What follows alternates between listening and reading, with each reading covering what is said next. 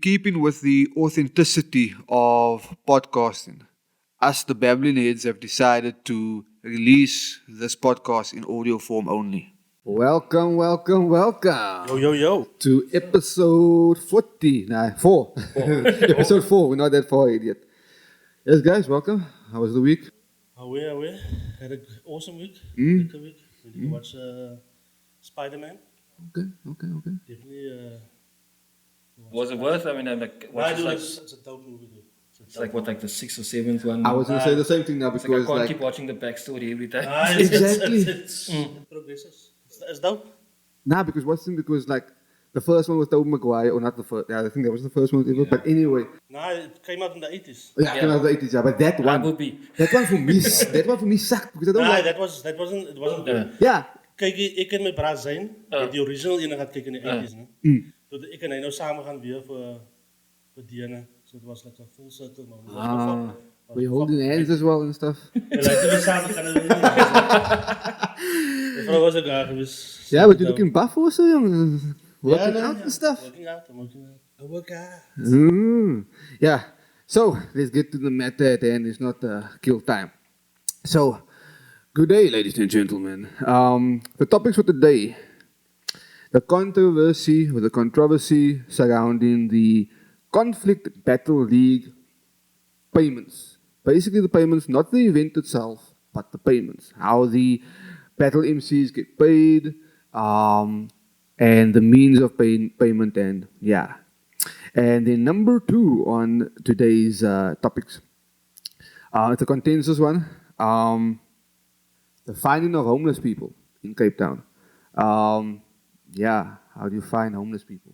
They're homeless because they don't have money, so how do you find them? Anyway, and then the last but not least one, which is something that we in Cape Town have been looking forward to, but there's also contentious issues behind this as well. The army being deployed into areas, high-risk areas where it's needed due to gangsterism and crime. And yeah, I'll leave it to my esteemed colleagues. Alright, so in terms of people highlighting issues or throwing shade, firstly, when it comes to throwing shade, rather just be direct if you're addressing issues on social media.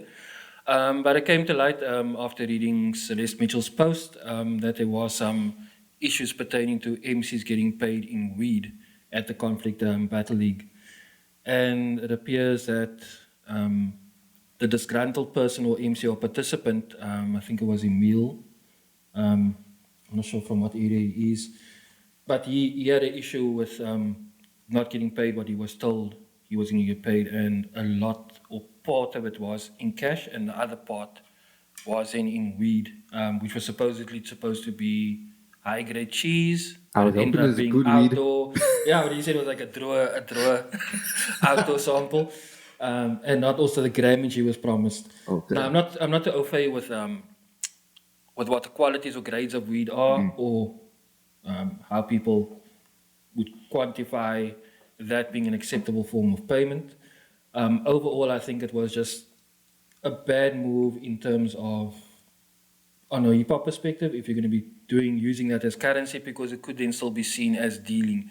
Yeah. Even though it's been put forward that it's illegal to smoke it in your own premises, but the dealing of, or the sale of It's still illegal, marijuana yes. is still illegal. So I think it's a bad move on the event side, from my perspective. But I wouldn't know. Some people have said it's cool.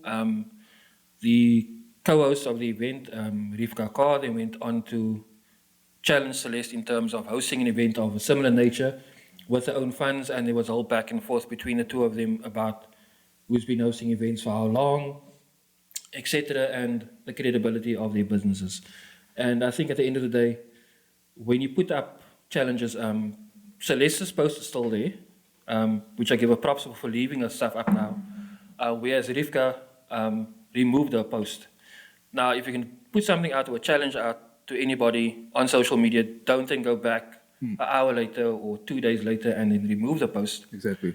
Stick to your guns if you believe that you have a point of contention, and then leave it there, because it affects your credibility at the end of the day.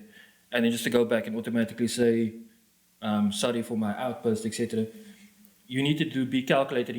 Social media is a platform. Yes, you need to be selective of the battles you choose, whether you're going to engage in something or not. And if you need to protect your brand, then do so in a dignified manner, etc. And bring your point across clearly. As far as the weed is concerned, right? Okay, let me tackle the weed thing. I don't have a problem with weed. I don't You personally tackle the smoke weed. it. That's cool, though. Huh? You're becoming an MC now. Let me tackle the weed. I don't smoke. No, wait. I don't personally smoke, but I know of the medicinal value of it. So in that regard, I don't have a problem with it. I say for coop, whatever, show them. Let's just remember that slavery was also legal At the time. at the time. So illegal doesn't really. But that's my point of view. We don't need to kwaad raak with that. As far as I actually welcome people not airing their business, whatever, but saying what they feel, man. Yeah. I feel that hulle almal was honest geweest. So hulle almal weet waar hulle staan. Soos like, ek sal uit deal met iemand met sy les soos 'n les. Ja. Wat vir jou sê, kyk dit is hoe ek voel, whatever. Ja. Ja. Then you know. Ja. Like any psychologist will tell you, you need to communicate. You need to tell the braak, dude, this is how you making me feel, Yeah. whatever. Not this is the case, whatever. Yeah. But you need to be open. You need to wear your heart on your sleeve, basically. Yeah. You know, so to say. So to say, yeah. And yeah, you just need to be honest, because I think ek sien dit baie man, and this is not just to one person. I see it a lot where mense wil skim gooi man. They want to throw shade, and only a few like know who we're talking about. As the thing is, if your idea is to resolve this thing, then you need to tell the person. Examples like those that I back in the day follow my eyes but don't look now. Yeah. Since that I can't. Yeah. Since that I can't. It's like that. It's like that. So if your intention is to resolve it, you'll tell the bra. If it's not and you're throwing shade, dan moet jy eintlik vir jouself vra, kyk dude, as jy 'n man of as jy 'n meis. So You know you're what I'm basically saying that you'll do business with somebody that's upfront about shit. Not even just business, just Yeah. a relationship, man. Exactly. Outside of business even, man. Yeah.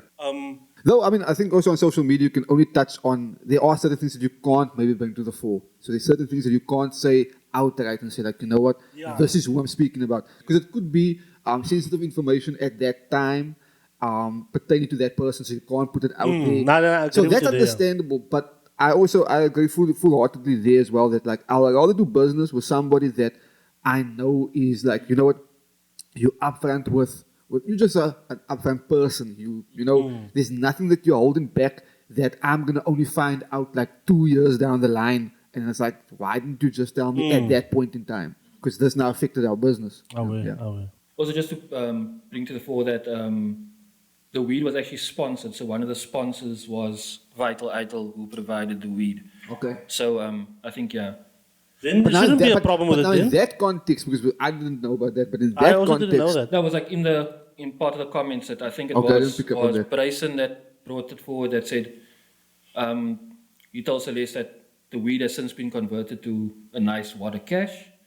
And then somebody asked him that now, who sponsored it? And then he said, no, Vital Idol sponsored it. And they also do, not that I'm promoting the company, Yeah. but they also like do edibles, etc., and oils, whatever. Okay. Okay. But Now, now- then it makes sense, eh? Because it's a product. It's a product Yeah, van a but now company. are they then a licensed distributor, so to say? Are they a company that is it's legal for them then to sell those things? I sincerely I doubt doubt it. it. I doubt it. Because CBD, if it's CBD, yeah, then Well, you yeah, can then you it's can fine. legally Then do it's fine. that. Because- But that's only a month ago, no? When it was But also legalized. bearing in no? mind that this is actually weed that was given. Yeah. Even though the company does do edibles, this was weed that was given. Yeah, because then it's still Dealing. dealing. It's you know. still, yeah. Yeah. Look, my point of view on that is, again, I also don't have an issue with the weed. I just feel that from a performer standpoint, I'm coming out from like, if I was the MC battling, or if I was the performer on the night, whatever, Yeah. do I want to get paid in weed? At the end of the day, if I tell you, okay, Shaq, you need to do a job for me, but I'm going to pay you this pencil. Yeah. The pencil has value, but you still have to go sell this pencil to then make money back so that you can pay whatever your expenses and stuff like that is. I just feel that is adding another point or another deterrent to get to the point where you need to get the money that's going to actually like sustain you for the next whatever days or whatever. And we could replace the weed with something else. Yeah. You know, it's like the same thing like, okay, you had a DJ competition and you win, let's say, a mixer. Now, yes, okay, that's going to be, I know it's a bad example, but the mixer you can use and stuff. But now let's say you already have a mixer. They didn't pay you in cash, but they pay you in the mixer. Now Dan you have nooit to te flip, veel mix zit, now you can never have, but you have to flip the mixer to make the money. At the end of the day, yes, the bartering system does work, Yeah. but we live in a capitalist society. We live in a society where you have to pay hard cash. And that's also, we can come down to like even, we can go down to cryptocurrency with Bitcoin and stuff. Yeah. Because not everybody has adopted it yet. Like I'm all for cryptocurrency, I'm all for Bitcoin and stuff like that, but because everybody hasn't adopted it yet, I can't go to you and say like, I'm gonna pay you in Bitcoin if you're not willing to accept it yet. Yeah. So you are asking the person that has offered their services in the forms of a performance or of being the battle MCs or whatever, or the participants of that event. You've now asked them to basically flip something, a physical product, in order for them to get paid. Like I'm just speaking to the performers out there. Just think about this when you do sign the dotted line for what's and for an event. If you're okay with being paid in weed, well then fine, that's your thing. Oh, yeah. You know, but just take into consideration that you know what's on the table beforehand, before you step on stage. Because once you've signed, you've signed. Anyway. Yeah, I think also Celeste alluded to the fact that this could be compared to the top system. And I think for a long time when you were also playing at certain clubs, that DJs were paid a portion in cash and they were given a bar tab. Exactly. So it's like basically keeping you in that system is like you get 500 rands worth of drinks for the night, but you can't convert that into hard cash currency because you need to drink it on the spot. Yeah. So it's like basically in that sense promoting alcoholism or alcohol abuse, substance abuse. It was So all that- part when I was administering it. I'm guilty, dude. No, but I had to get DJs in.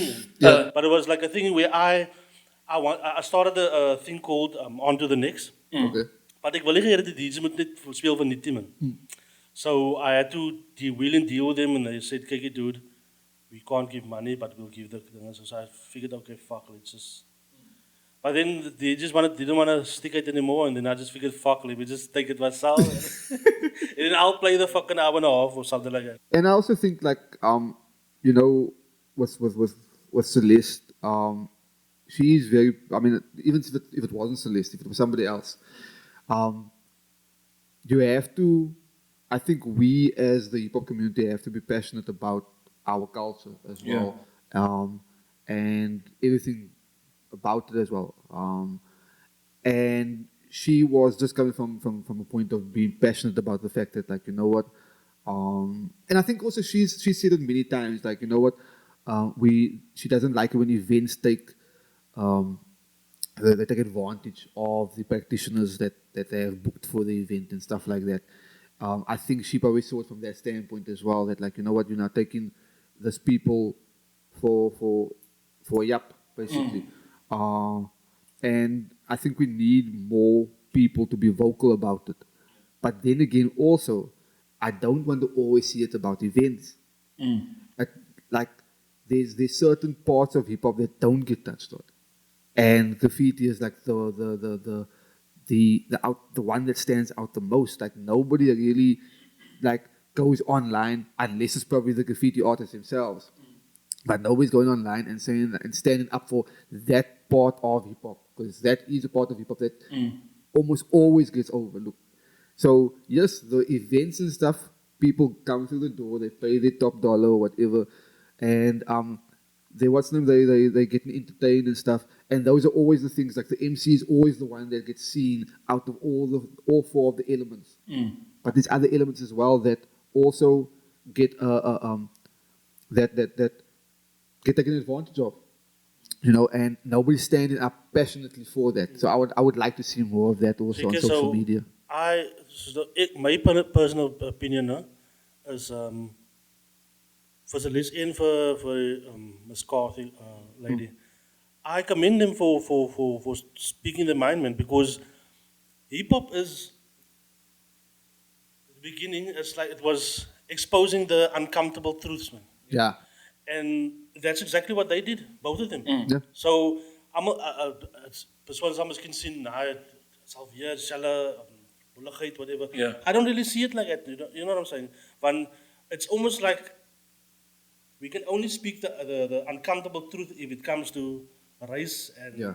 but truth is truth, man. Exactly. Whether it's now, you know what I'm saying? Whether Yeah, it's you need to yours, call whether out it's if you see something that's wrong. You need to call it out, and whether you perceive it to be wrong or the other person Exactly. perceives it to be right. And I think when the two forces join together, that's when you actually come to a resolution. I was just and a way gonna, forward. Yeah. I was just going to touch on that. And I was going to say it would be cool if the two of them could actually organize an event together. I'm not like I'm not always about all the kumbaya and stuff like that.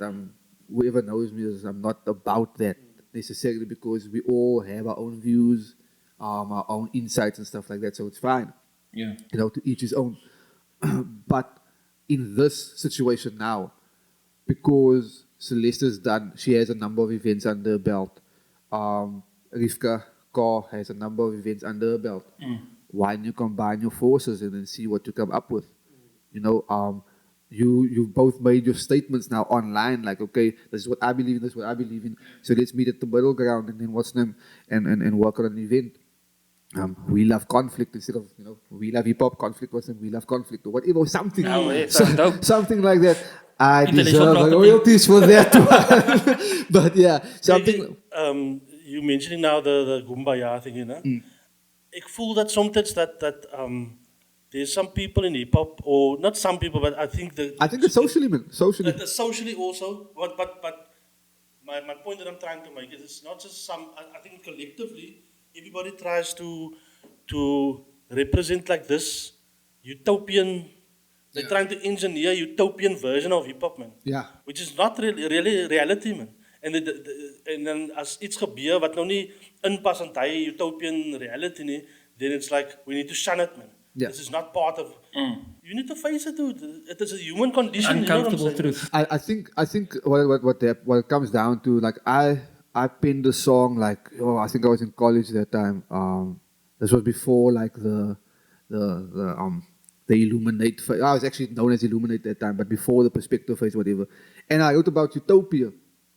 And yeah, that's like quite like, I'm in college, so I'm finished with school and whatever.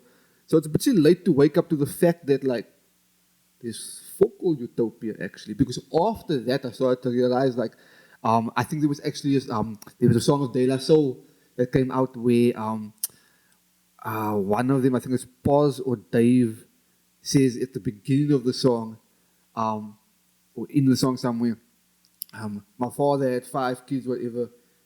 He took the bus with the 5 kids.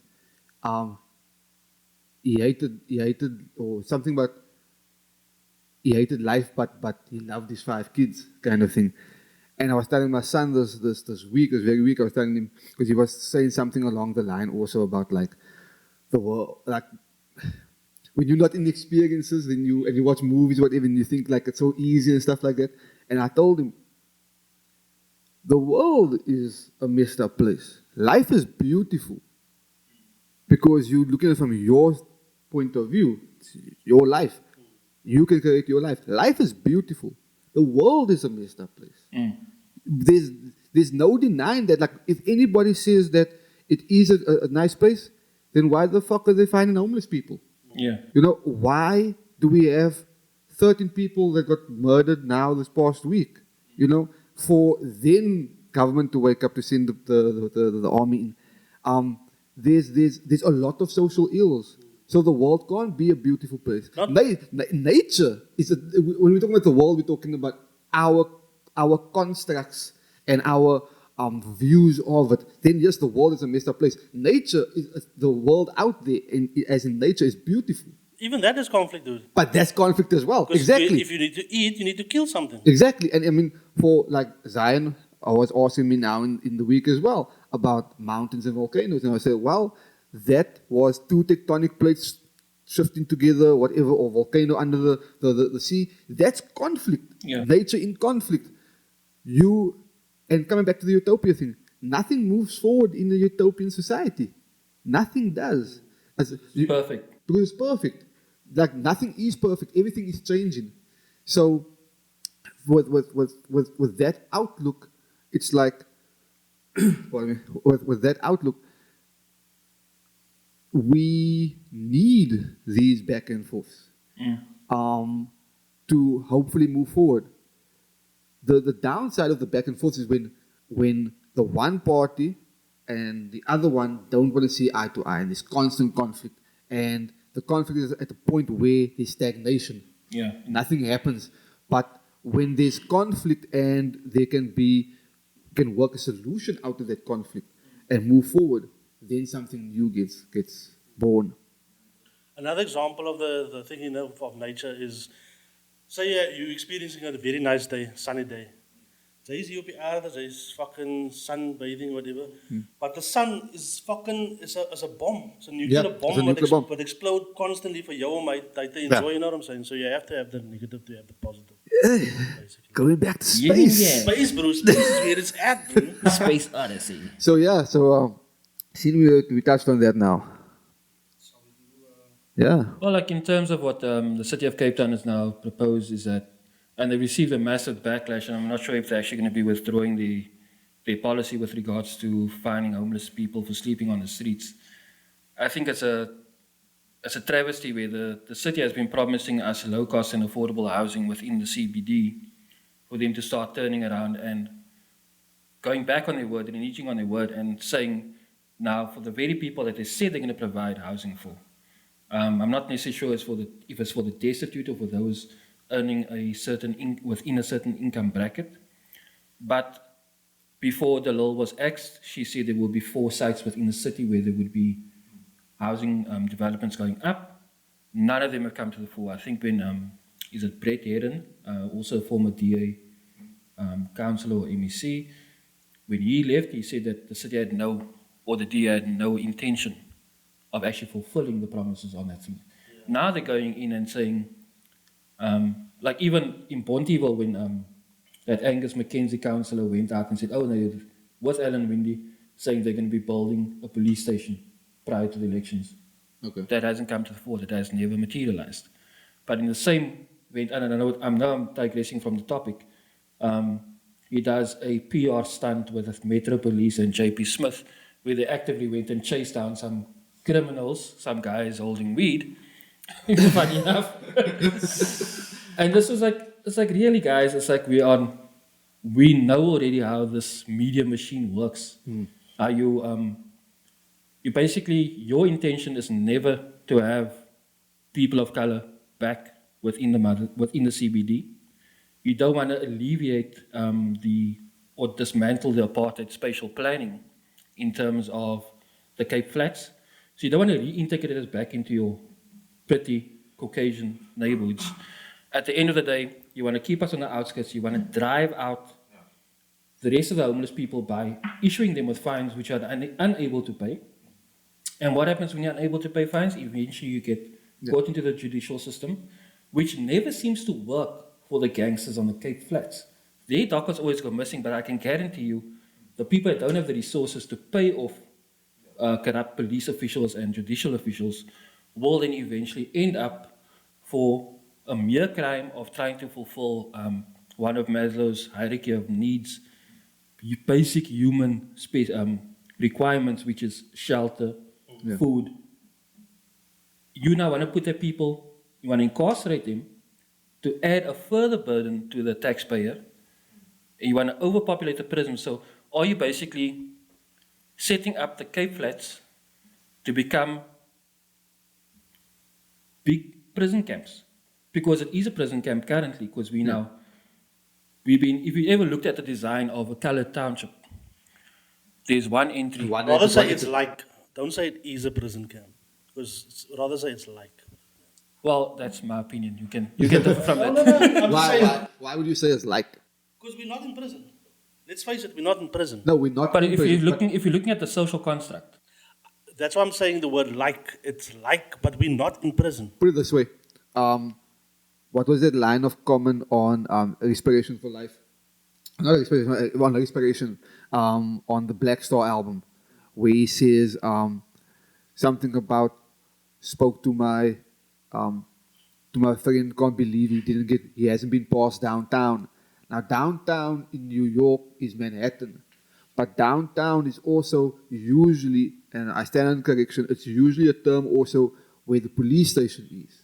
You know, but in the sense also downtown, if we take Manhattan for instance, like in the scheme of New York, yeah, Manhattan is the affluent side, the business side of the city, and this guy obviously lives now in the Bronx or Brooklyn, whatever. He's never been. Common can't believe that this guy has never been there. We see that how often here as well, Yeah. like an outing for a lot of our people is to go to the beach or go to watch them to the city center, whatever. That's an outing way for other people. It's the norm to just go there. That is the mindset of somebody that is engaged. Yeah, no. No, I agree with you guys. I agree hear me out. 100% with you guys. But Because- let's term it properly. Don't say we are in a prison. No, yeah, say yeah. it's like a prison. Because let's face it, No, that but- we do have No. freedoms, but Yes, not a lot of. I get what Shaq is. I really I get what he's saying. I get what he's saying, Yeah. but Osmani, let's not. And be I get too what you're saying negative as well. Let's see Yeah. the thing for what it really is. I get we need to change some stuff, Yeah. but we've come a bit far No, we have. to say that we're still in a prison. We have. You know what I'm saying? You can actually use. I just want to finish quickly. You can use both terms. Actually, you can say It's like what do you say? Like. It's like we in a prison.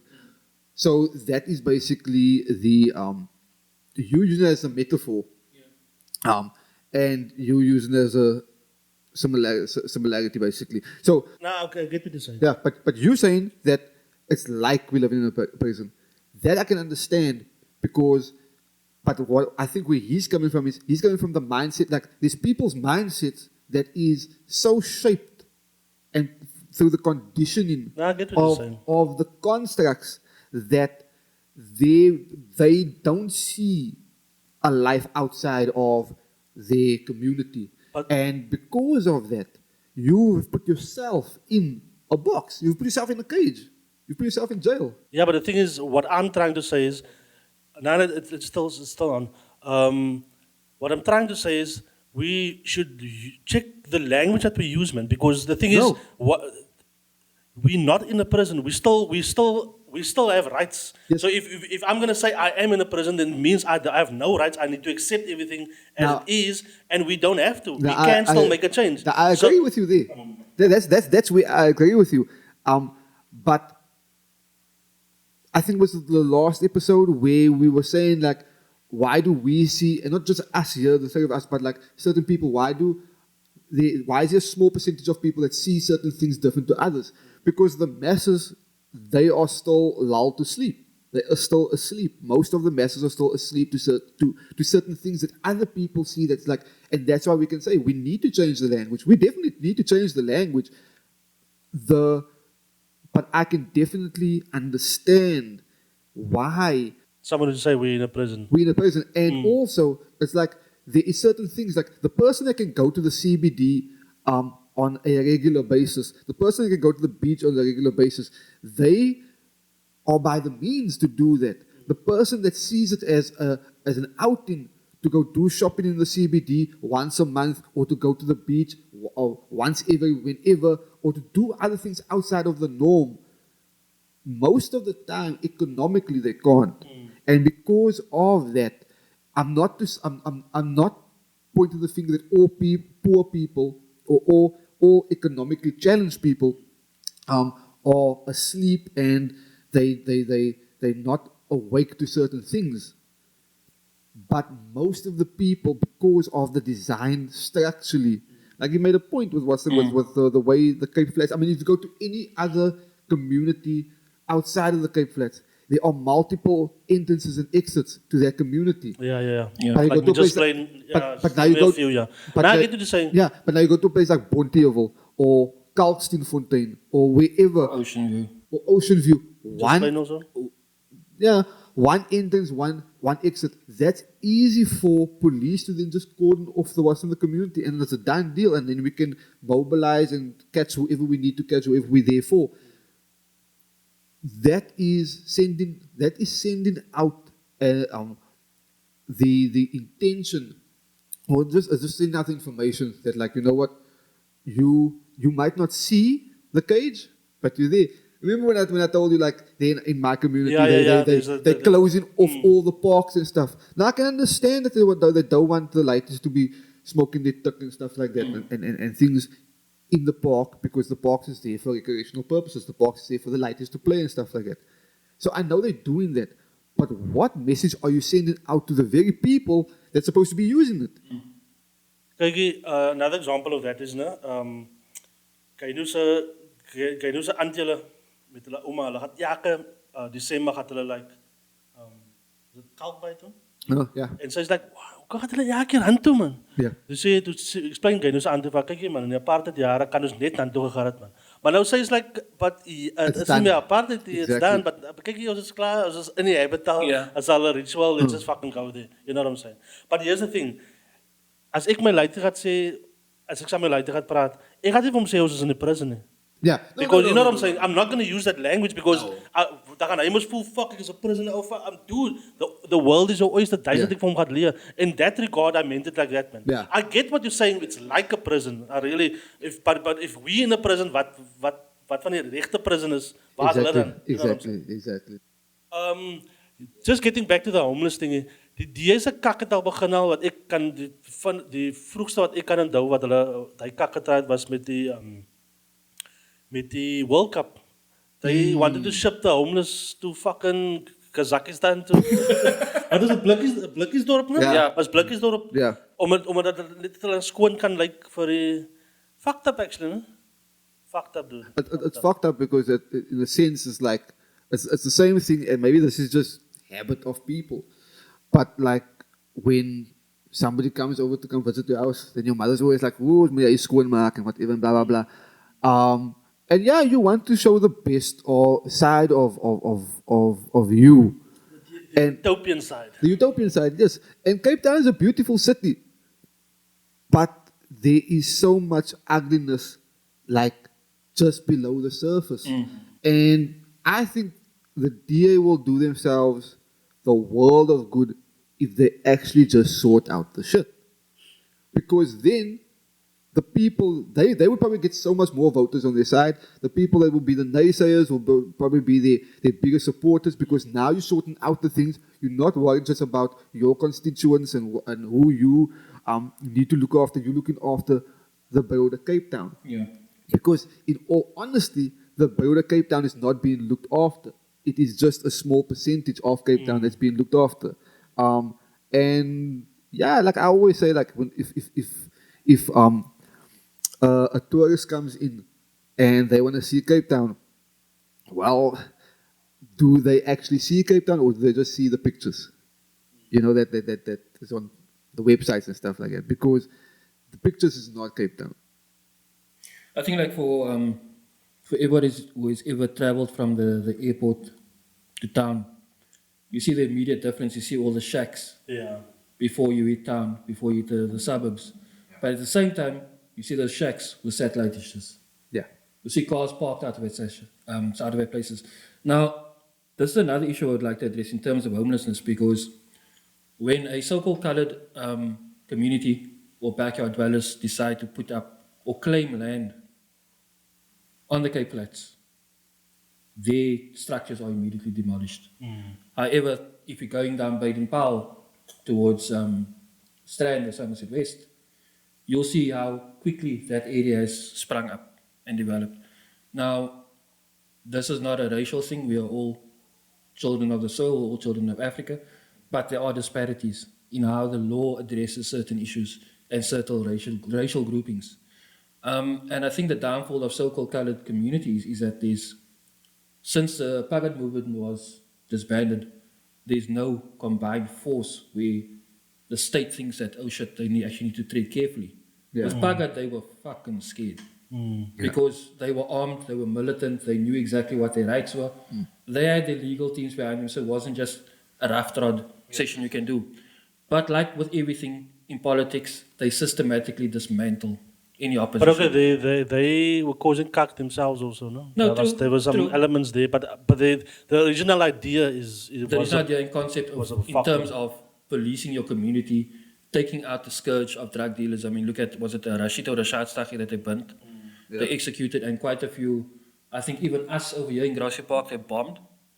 So there were quite a few places. Yeah, dude, I was I was- close to I that loved- bomb. I I was loved- close to that bomb. Eh?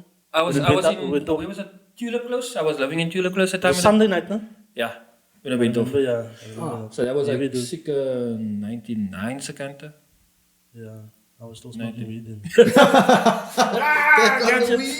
But yeah, coming back to the point that I was making in terms of But we can look at a group as the UDF as well. It's when there's mobilization of colored people, then it's an issue. I mean, the UDF was seen even more of a risk to the apartheid government than the ANC was at that time. But brilliantly enough, if you're looking at that also, we work closely with another organization that deals a lot with the unions.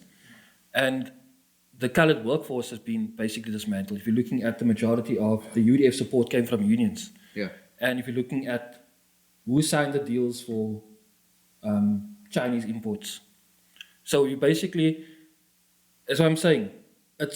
You would like to say it's like a prison, but for me it is because it's a continuous, it's shifted from one power to another with the current incumbent government, the ANC and ruling party. But the DA is still running.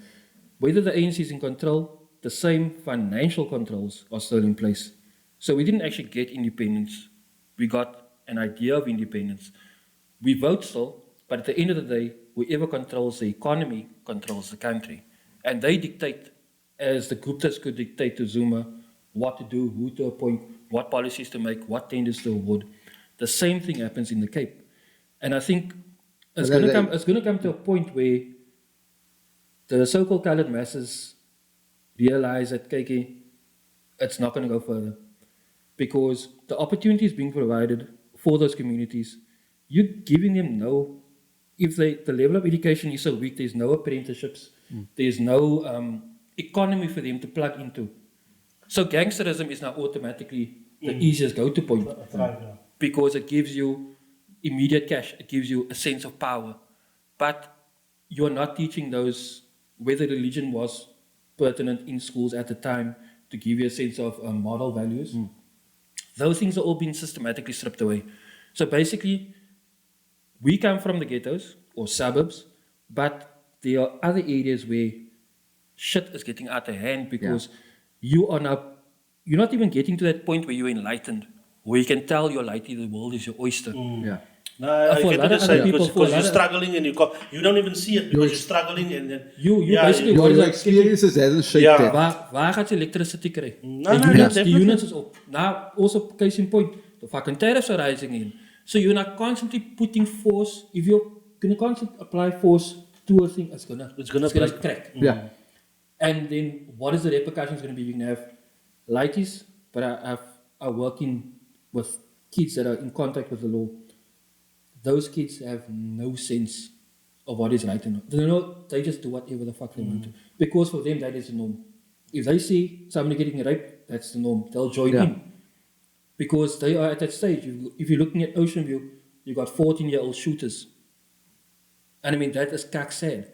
We can say what we want about hip-hop, etc. But if you're not addressing the issues on the ground, then we are lost as a society.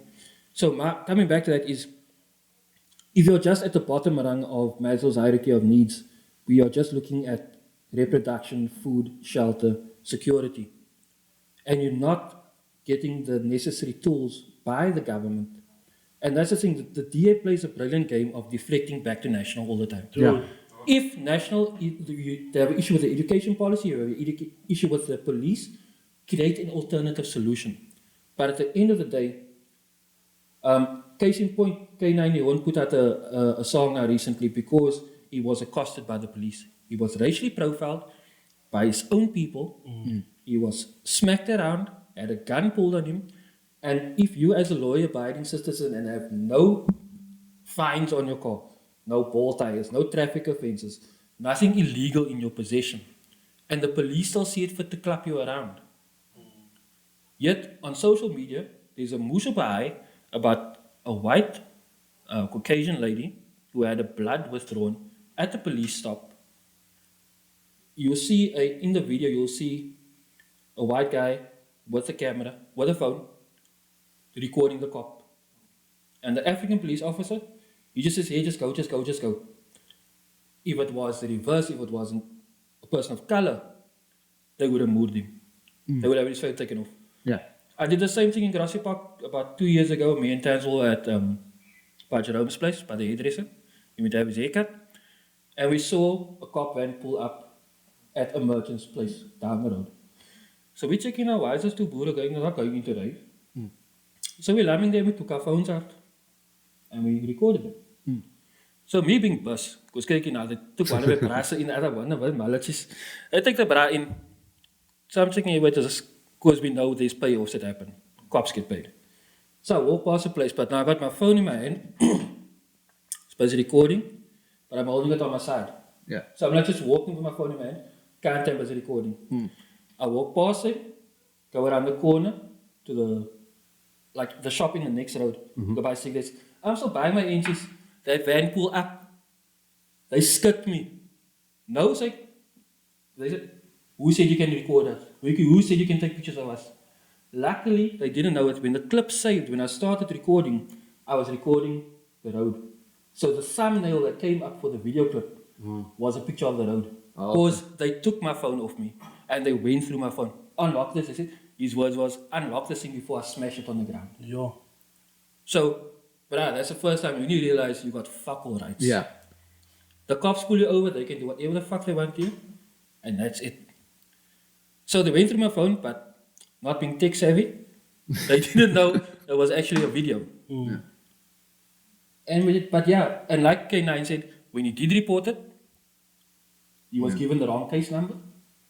Dockets went missing. He went to iPad. He went to the department he's supposed to go to report these corrupt officers. But I'm nog altyd dikkou. That's the thing. That's why, As in ek dikkou nie. Dude, You have to- ek kry die gevoel, julle voel dat ek is op hulle kante. no. Ek is nie op hulle kante. No. But I just want to see this. I just want to see this thing, not from just one side of. Yes, no, definitely. Obviously, debate both sides. We definitely have to Dude, look at that's goeie cops. Like dis 'n ou Faro is hier by Grassy Park. Ek het gedeel met hom toe ons hier neighborhood watch gehad man. Dat is alles gedeel met hom. Dude, hy bra gaan uit sy hoë doen. Hy gee vir ons sy foonnommer doen. Hy sê ons kyk hier dude, foon vir my enige tyd. Ja. Van ons die ander is patrol man. ja, patroon. Patrol, sorry. Dus patrol en soms as ek hy nie, maar dan sê ek hier's my nommer. As even as ek hier by die stasie is, 'n foon vir my, dan sal ek vir hulle foon om iemand hier te stuur. Want as just in case iets gebeur type of thing. Ja. So daar is goeie brasse man. Daar's goeie polisie, maar obviously die majority is voel net kyk hier I don't work for the law, I am the law type of thing. And the thing is also, I know that we on with this now, we're on the police's case. We have to look at it from another point of view. Like I always like to look from another point of view. That's what I'm saying. Like we're not on your case. We know. Look, this is just conversation. There are police, men, women, policemen.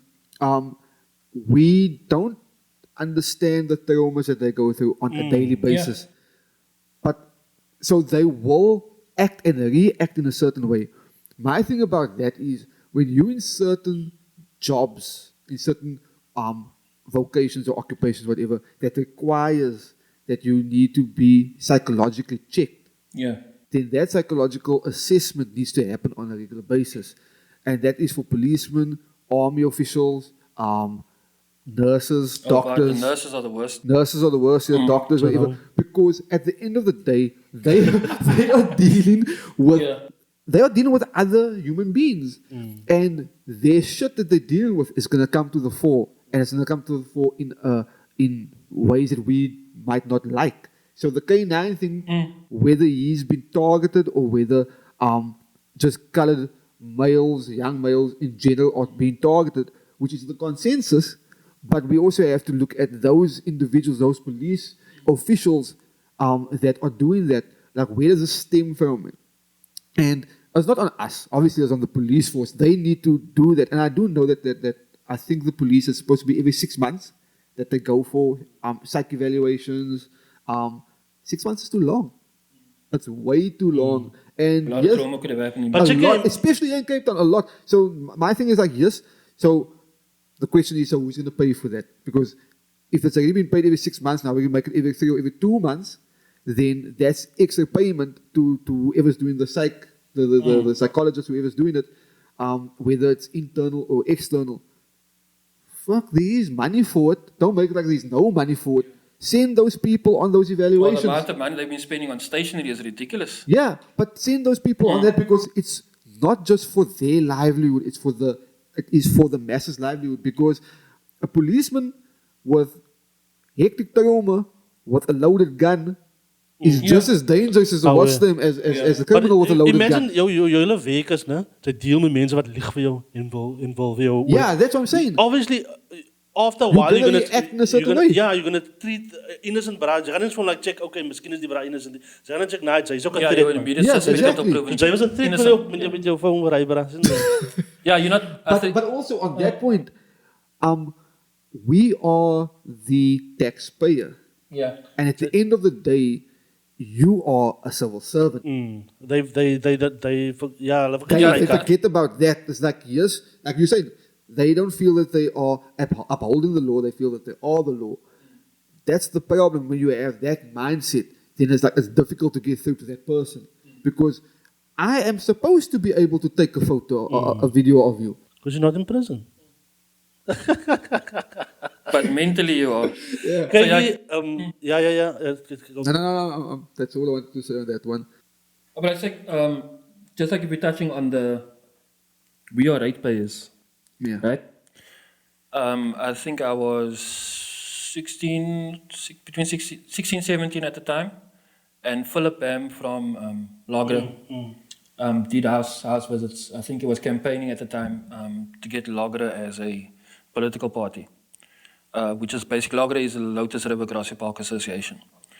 And he made an interesting point. He said that the people paying rates in Grassy Park are paying higher rates than in Constantia. Yeah. So, Yep. if you consider, like, if you're talking about the policing, our police are under-resourced, they are overwhelmed, they are given massive wards that they have to look after. Yet, the distribution of, if you're looking at the amount of people being channeled into Paulsmoor, is coming from certain police stations. So it's Fischhoek, Weinberg, Grassy Park, Mitchell's Plain. And I think there's a couple other areas. But the majority of the resources is spread unevenly. Yeah. So that in itself is a fuck up. And I don't see how the DA government, whether they keep saying, oh, the police is national. Why has there been no reconstruction or redistribution of forces to allocate it where it's needed? Because like I said prior to the elections, Angus McKenzie said, nah, they're gonna build a police station in Point Evil. Why is it only now? The same thing as like It's pathetic, no? it's fucking pathetic because you are actually telling us that your life or the life of a so-called colored and black person is of less value than a property owner in Constantia or Greenpoint or Sea Point. Yeah, when did we become a democratic country? 94, no? Before, yeah? So that is how many years down the line? That is 94, 2004, 2014. So it's 25, 26 years. Yeah, okay, give or take. That what you just mentioned now, Bontievel has been there like for basically forever. It seems like we're an afterthought. Like we, the colored community, we're an afterthought. I shudder to think that if the policing thing is a national thing, has anybody actually, and the restructuring or the redeployment or whatever of the manpower and stuff like that, Has anybody actually even looked at that post 94?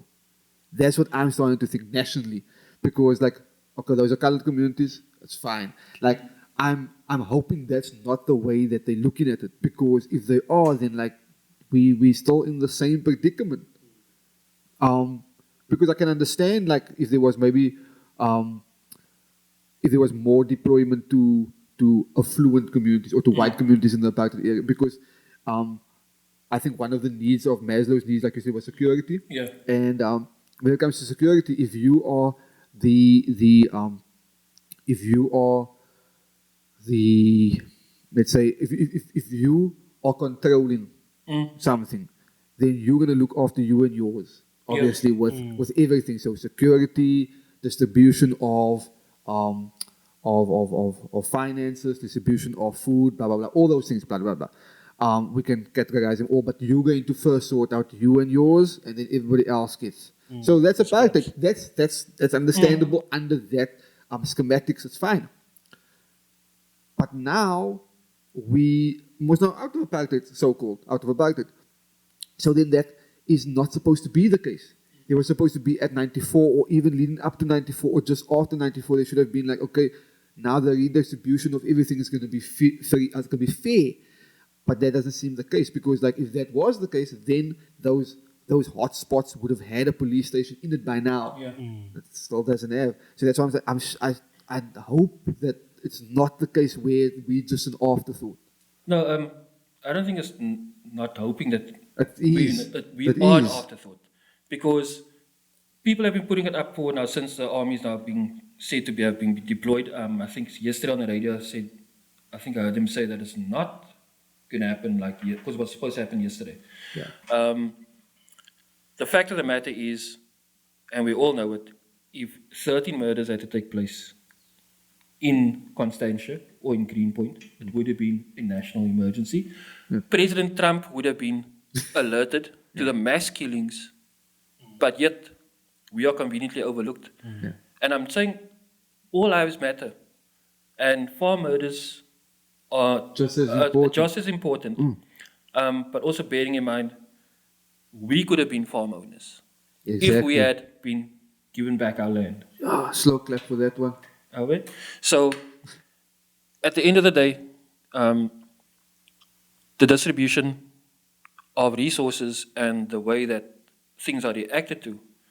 J.P. Smith, a few years ago, when he was councillor for Sea Point, he was the first one to come up with a graffiti ban. To ban graffiti there. Yet you could mobilize and get bills passed to have graffiti done back into Fakkel as the current safety and security head for the Western Cape. Jacob, but didn't he start this whole thing against the homeless in Neisner? I wouldn't be surprised. I think I saw Because something like he's- that. Don't quote me on that, but I think he started this whole. We're gonna find the not find, but we're gonna target them because he sees it as a unsightly fucking thing. For Yeah, me, but then- for me, that bruh, for me, I see him as a neo-Nazi. You see. I think he's plain and forward, straight to the point. He looks the part. This is a eugenics motherfucker. This bruh don't give no two shits. My broer gaan seker 'n paar fines kry. But fuck Again, that. dink ek daai term is het gaan te ver. Wat is Like, hy? you can say he's like, did you say he Yeah. is one or he's like one? Yeah. I just want to be, No. leave room, Yeah. leave room for when the real one comes, man. Yeah. Yeah, no, You know what I'm saying? they I can definitely say they. Or when it finally gets brought to the fore that he is actually Yeah, one. like they I can I'll agree even more. He is like a neo-Nazi. They I can agree with that. But the other one, I'm still on both. But anyway, continue. No, but I just want to say, it's like, Yeah. based on his ability to mobilize for stuff that is inconsequential, that is, Yeah. and it all seems like public nuisances. So starts with graffiti, it's a public nuisance to them. For us, we see it as beautification in hip hop, Yeah. and But there's bigger fucking fish to fry, man. there's But bigger, then- but- bigger fucking fish. But then that comes back to, was it episode 2? Or was it, no, it was episode 1, where I was saying that, like, if it doesn't affect them, it is out of their radar. Yeah. They've basically developed a scotoma towards that exact thing. Big It's like, word. big word, big word. They've developed the scotoma and they don't see it. Because they don't deal with it. And If it when you doesn't don't- affect them it doesn't daily. affect, and if it's not affecting you, and it's not affecting your livelihood, it's not affecting your loved ones, well then, Kyk, weet jy wat op my fucking nose weet jy? Die DA huil vir fucking jare dat die fucking army moet gedeploy word. yeah. Finally word die army gedeploy. Nou is dit hulle sê we would like to just let the guys know that it's not the fault of the DAs because there's 600 people per, don't quote me on this again, Per policeman. per policeman type of thing. En as hulle dit reg allocate whatever, kyk hier man. Jy het gevra vir die fucking army. Hier kom die army nou. So let's just fucking deal with this now. Don't fucking make this a political thing, man. Yes. You know what I'm saying? Dis wat op my, but they fucking brilliant at it because mense val vir dit, man. Yep. You know what I'm saying? That is But you see, it comes down to the conditioning again. It's like because we so-called coloreds felt that we were close to white and black in the apartheid area because we were the buffer between white and black, and we saw ourselves better than black people. While our black brothers and sisters, it still permeates today within a lot of the older generation and to a certain extent our generation and to an extent the younger generation as well, because it gets passed on through just verbal, just conversation, and that's how you basically mold somebody's mind. So we still to a certain extent see that, and therefore we will believe the DA at pivotal times when they spew this nonsense, when they say like, yeah, but we don't realize that in the background there's certain things that just hasn't materialized that they had to do. I mean, with the water crisis as well, there was a rumor which I kind of gravitate to. What? Ooh. Yeah. When I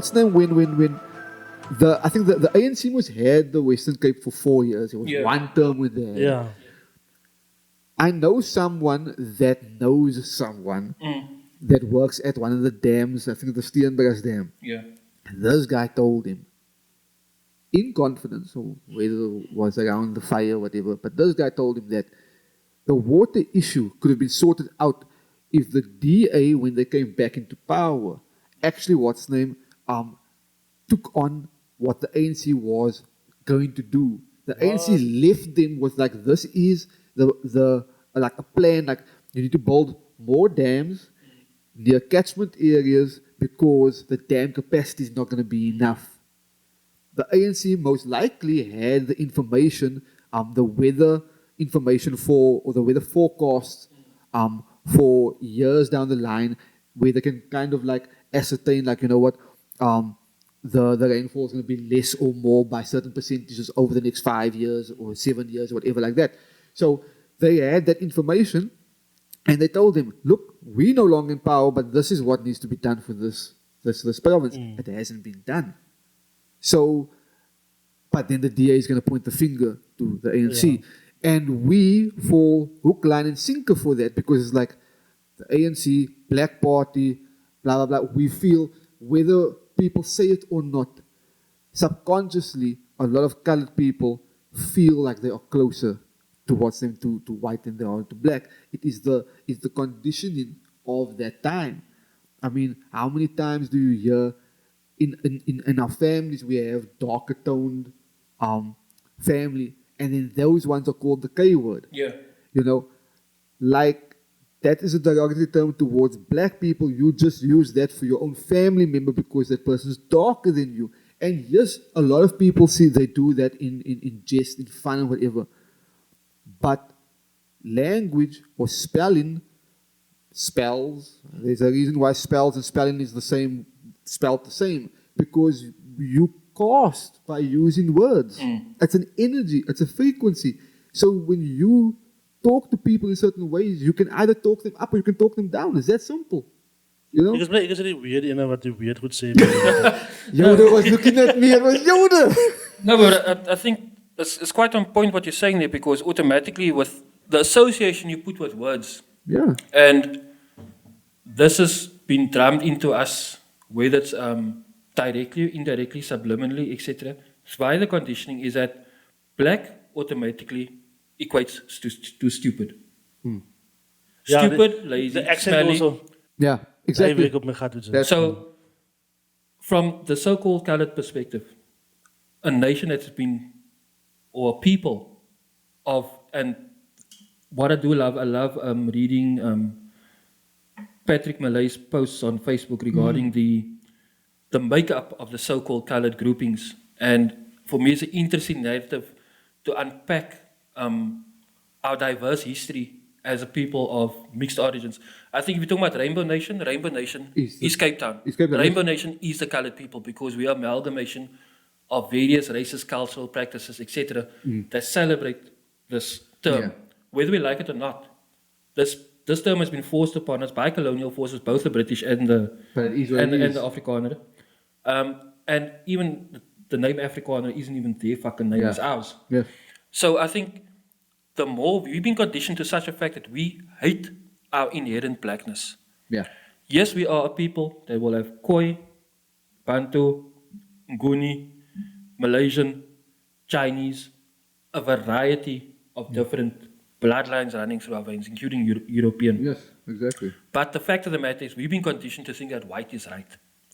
And whenever you, as a professional in your own field, if you must go into your own community, into your own so-called colored community, and you tell a colored child what your version of the truth is, or you can just tell him this fact, that this is a Samsung phone, they'll look at you. A white person comes in, tells him the exact same thing. Oh, yes. Yep. Yep. Because it's a definitely. conditioning, thinking that white is superior. Yeah.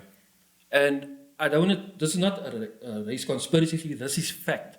This is what's happened on the Cape Flats, and this is what is currently being perpetuated in the media via different forms, that your illusion to beauty is measured on a white standard.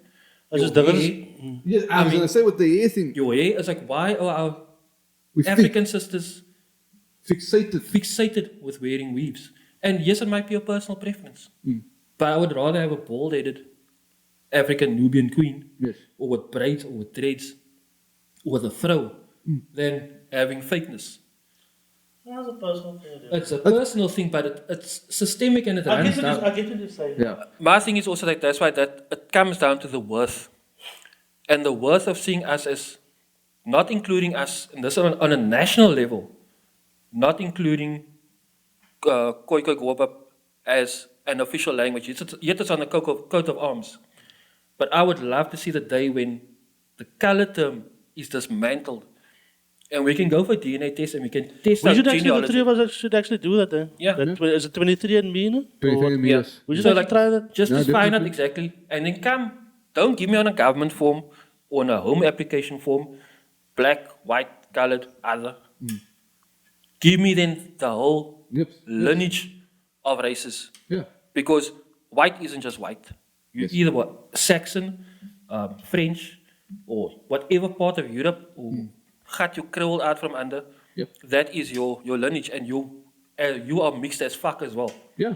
So there's no such thing as a pure race. If you're looking at Shaka Zulu conquering the tribes, the Nguni tribes in KwaZulu-Natal, etc., they were all assimilated into the Zulu, under the Zulu name. So they can't even say, okay, we are superior race, because that is a constant argument between so-called coloreds and so-called Nguni tribes or isiXhosa tribes, where you say, yeah, but you don't know your ancestry. Which is, for me, it's a slap in the face, because fuck it. We are people of, the one common denominator we have is we are people of trauma and people of oppression. And we've come through it. The generations, my kids, your kids, don't know that. But they are faced with the mental oppression. And in a lot of senses, like, if you must take, just for example, I always found this funny, it's like when once, even till today, where you feel like you can go anywhere. It's like once you step out of the borders of this country and you actually see like, fuck this. This is how people walk. This is how people feel they can go into a museum, go into this office building and say, okay, can they go here? Because if you observe Caucasians, they feel that they have the right to own everything. They can walk where they want and they're not worried. We are more trapped in the appearance part. The mental construct is different. You see a boertjie in the mall in Stellenbosch, hy's kaalvoete, hy het sy kakies aan, Yeah. and that's his requirements. Yet we must be gejag. We are more worried, and that is why I guess that things are marketed to different racial demographics in the way they are. Because the most alcohol sales comes from the colored and black communities. The most sneaker sales will probably be the same. And in terms of just looking what your aspirations is like, is your aspiration as a person of color to, like you as a lady, fuck, I want to go study. I want to be this, I want to be a doctor, I want to be that. Or is your aspirations, nee, ik zoek heb uithoorns. Ik wil een nieuwe Nike tracksuit het. Ik wil kracht het. Besides, ik wil kroon het. Ik wil kennis het. It's like, where's the priorities of this nation? And the fact of the matter that the government or the local parties, governing party for the Western Cape, is not saying, look here, children, this is what you can achieve.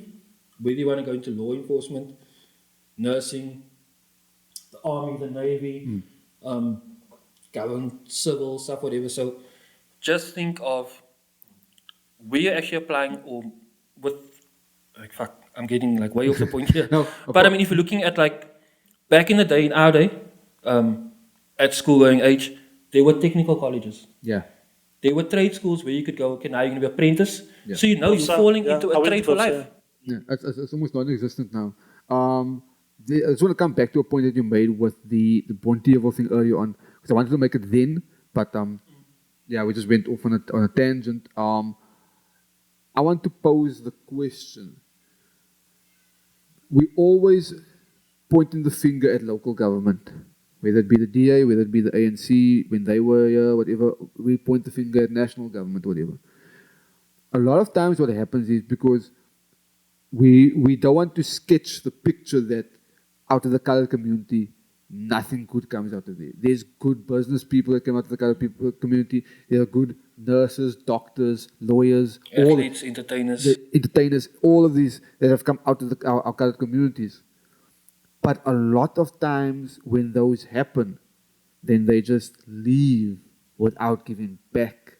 Now, I don't have a problem if you leave.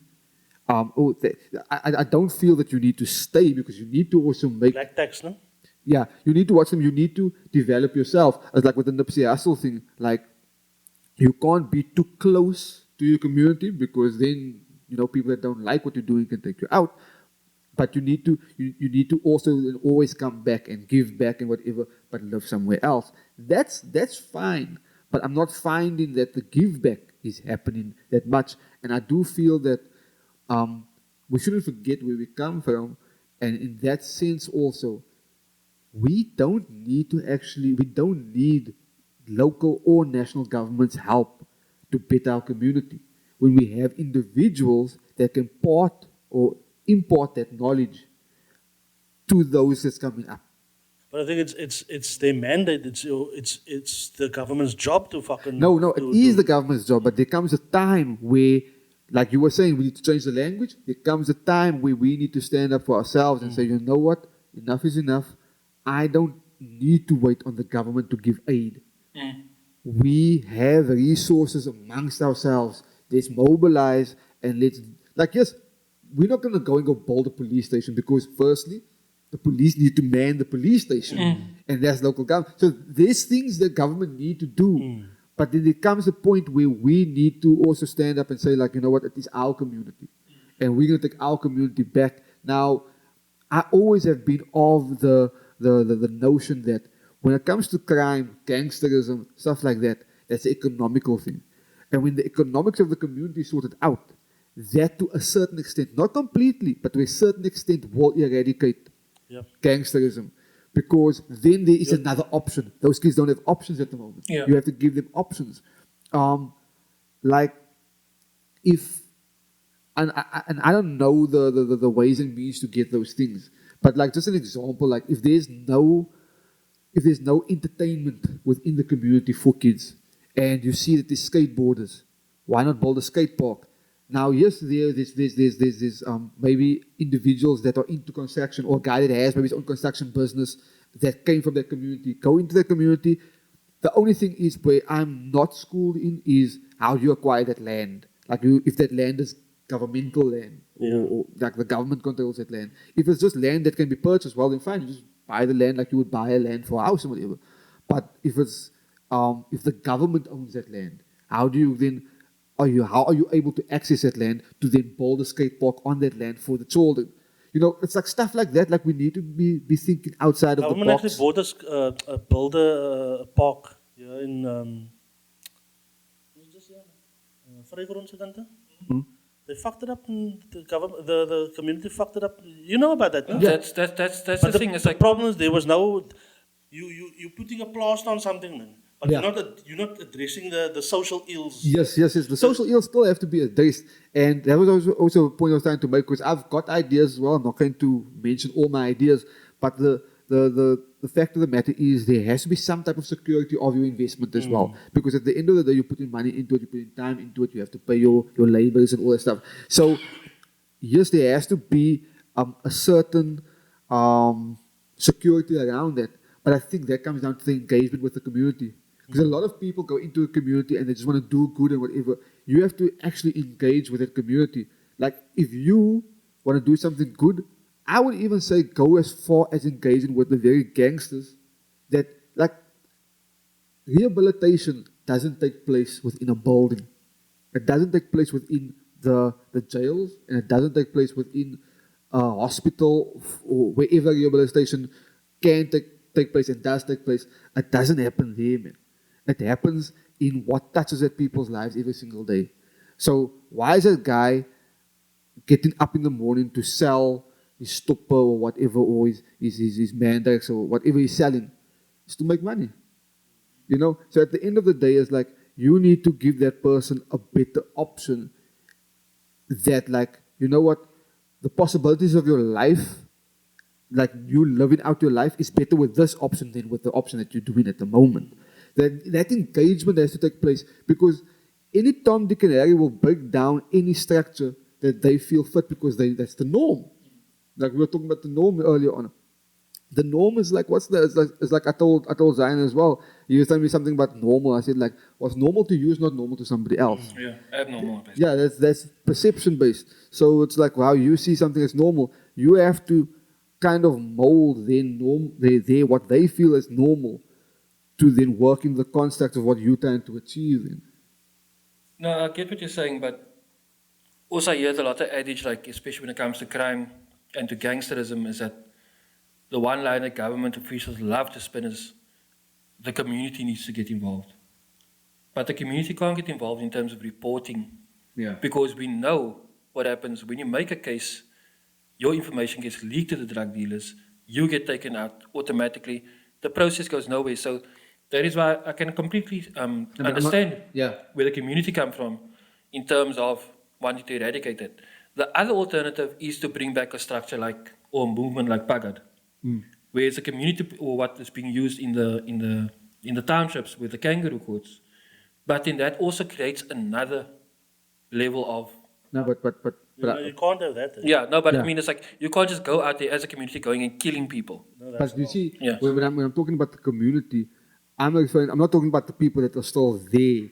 That like I'm talking about like, because we were talking about with the communities and with government not, local government not sorting out the certain things that needs to be sorted out at community level. What I'm looking at is, and that's the question I asked. Okay, but actually coming back and investing back in your community that you came there's from. so many people that come from those communities that have moved out. Like, you can spark the minds of the lighters as a doctor just going in on a weekend and talking to the lighters and saying, like, you know what, this is what I do on a daily basis. This is my path to that. This is the path that I took to get to that point. Big Brother program type. Exactly. We need more of that because the big brother at the moment is the mirth, is the shooter. You know, I can relate to that's that the because big brother I was at the lucky moment. enough to have people that I saw, like soos my friends, my brother wat ek saam met DJ, sy broer Tony. Toe ons die DJ kan ek kan voor dit toe koop hy like vir ons eintlik, maar hy het ook gespeel op dit, maar hy het eintlik net vir ons, it was like I was fucking fortunate enough to have somebody like that. You know what I'm saying? Because sometimes, you know, not everybody can do for self. You know, like most people need a push start or a kick start or whatever in life, and that could be that.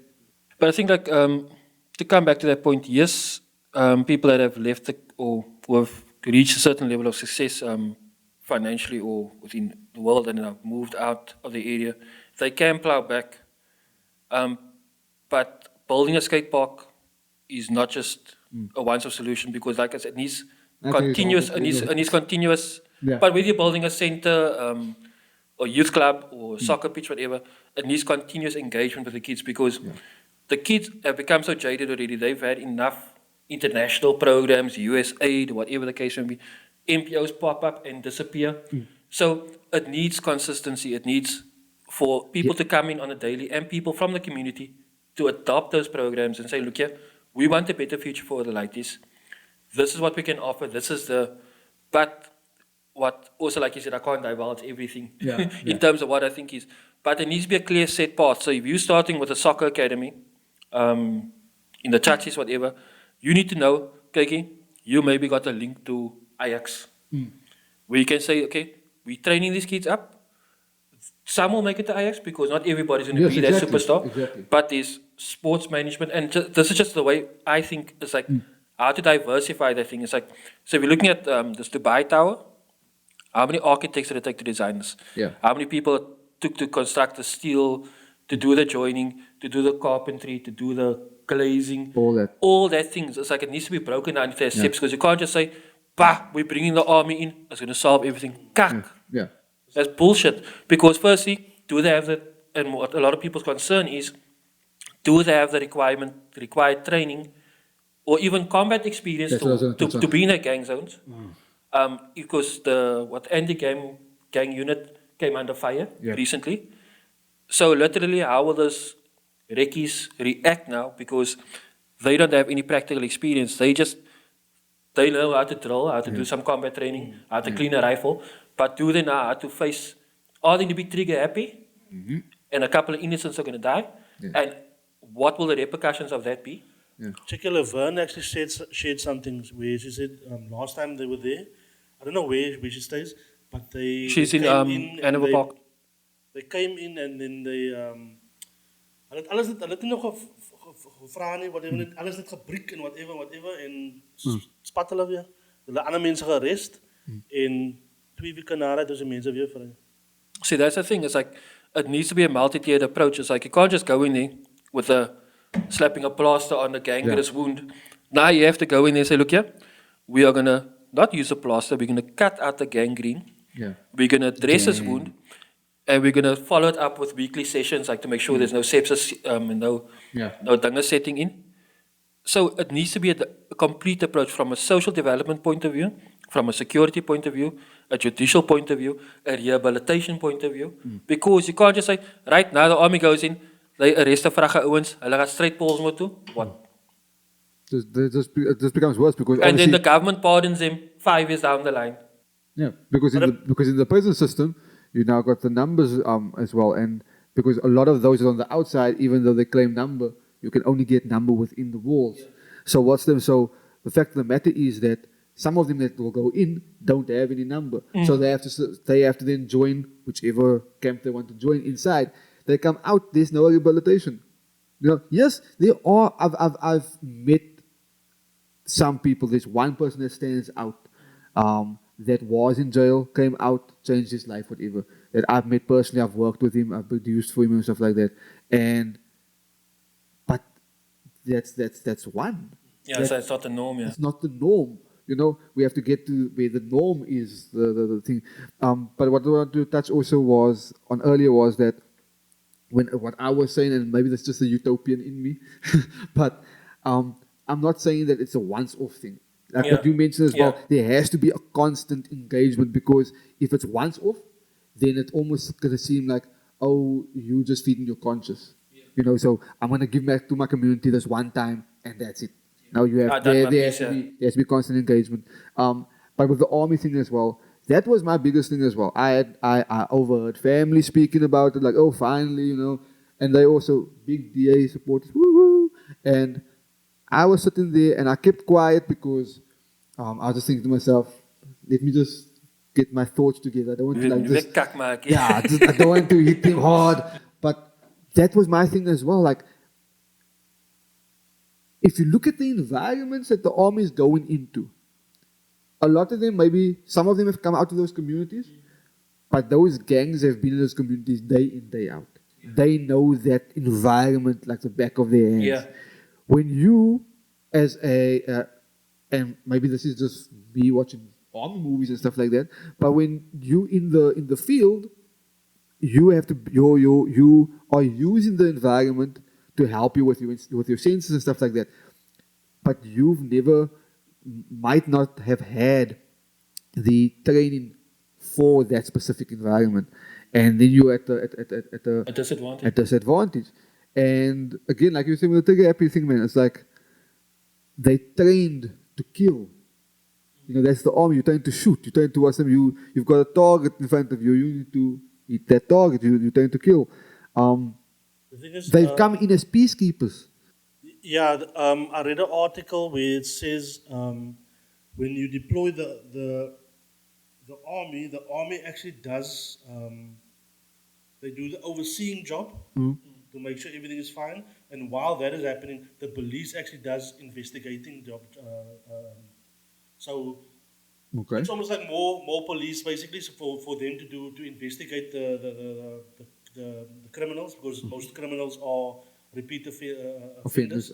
So just to get the criminals in the system, Okay. and then they take out the army, then just to get, because it's difficult to patrol and investigate and get the Okay. criminals in the system itself. Okay. No, then that makes more sense, because I was going to say then, like, for me, you've had now all the shootings, all these murders and stuff like that, and yes, the Cape Flats in general there's less deployment of police, like you said. I think you said 600 to 1 or something like that. It could be more, could be less, whatever. So you have all these hotspots like flaming up, whatever, but there's not enough officials around to monitor and stuff like that. So with the army there, that's fine. My thing is just like, I'm just hoping that because you are trained in a certain way, I mean, as per my knowledge, or I would feel that the police are being trained different to the army when it comes to engagement.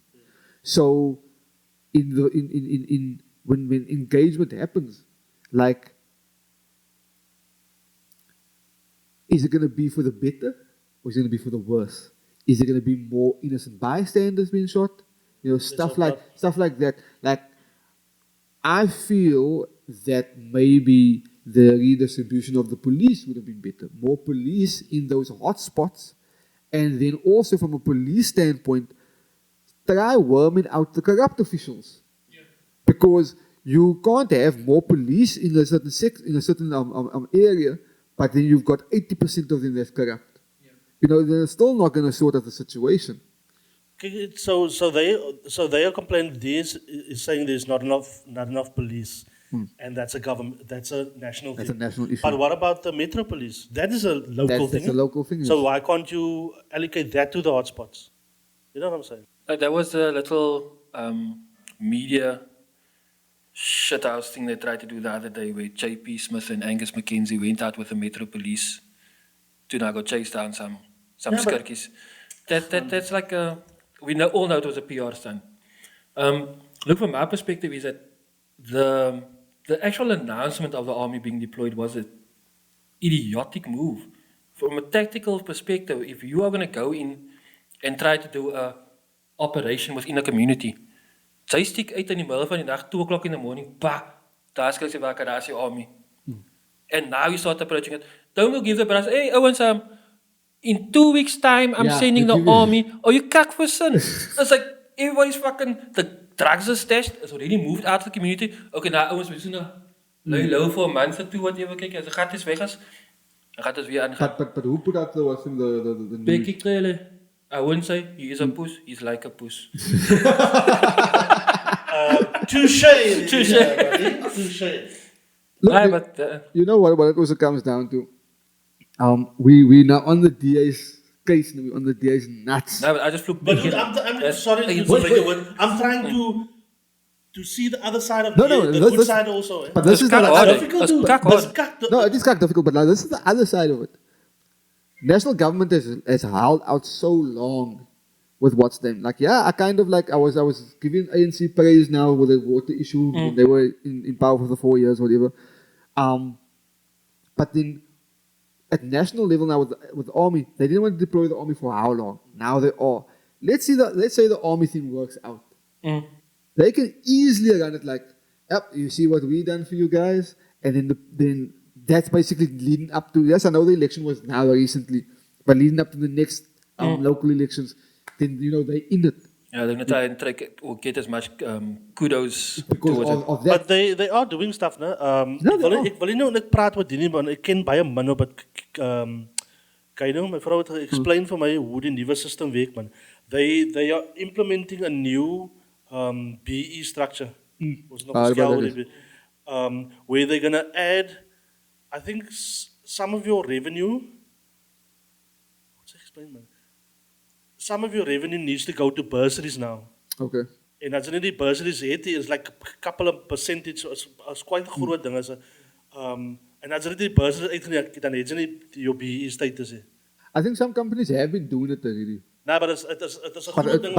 they're making it law now. But Yeah. I know some companies have been doing it because the last company that I worked for, I stand under the correction, but I think they were doing it as well. Yeah, I know it's a new thing because she needs to implement this thing now.